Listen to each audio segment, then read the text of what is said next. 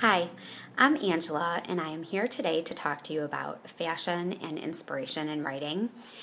And you should know that I do have a great interest in fashion, although that is not always obvious from my very fashionable t shirt that I have on. But underneath my Shakespeare's complete works, Bevington edition, my favorite. Will often find something like this, which is In Style, my favorite go-to fashion magazine for sparkly, pretty things to distract me and entice me and not often purchase.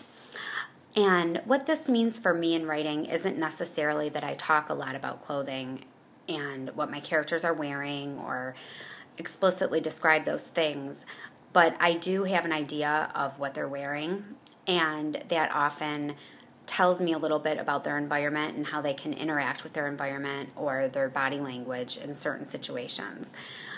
For example, in the piece that I wrote last Friday, Without Thinking, my character takes off a cardigan sweater and throws it on the couch, which isn't in and of itself that much about fashion, but in my head I can also see that she has on a pair of wool pants, and they are maybe a looser fit, a wide leg, something like that, because she sits down and curls her legs under her on her couch and is still comfortable, and she doesn't need a blanket around her to read her book and stay warm. So it's something that I can see that helps me to figure out how my characters will act and sometimes interact with each other. I did have another piece where I talked a little more about fashion. My main character, Greta, for the first time after her divorce, puts on a pair of sexy jeans. And I don't specifically describe them by brand or even exactly how they look on her, but it has more to do with her confidence level and how she feels when she's wearing those clothes.